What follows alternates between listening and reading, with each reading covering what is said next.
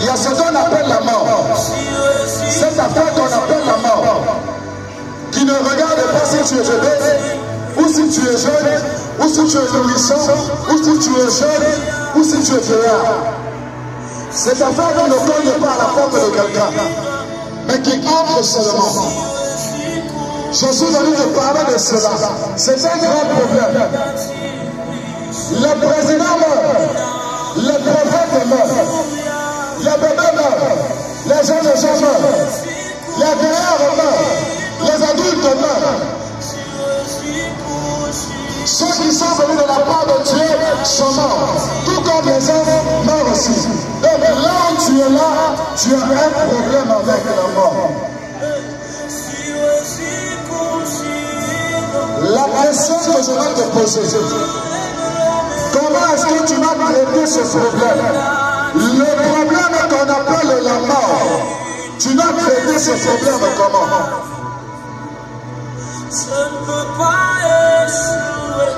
Ce n'est pas parce que tu vas aller à l'église que tu vas traiter le problème de la mort. Ce qui amène la mort dans la vie d'un homme, c'est le péché. Le péché ici, ce n'est pas le jour où tu as volé. Le péché est tout de nature. C'est l'état du cœur d'un homme.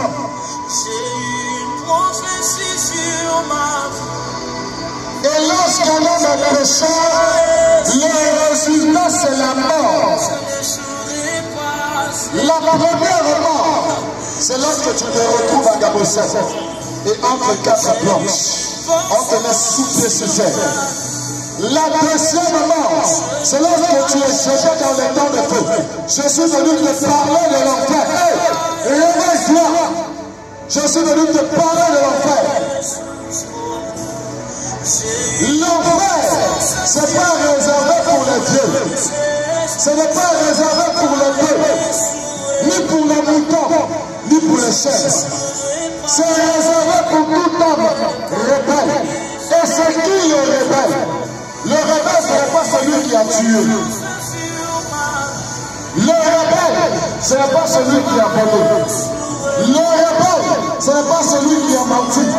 Le rebelle, c'est celui qui a refusé de recevoir Jésus par la repentance. Dieu veut te donner la vie. Dieu veut t'accorder la vie. Dieu veut que tu aies la vie éternelle. Dieu veut que tu sois à côté de lui. Et il a préparé un chemin. Le chemin que Dieu a préparé pour toi se trouve dans la personne de Jésus.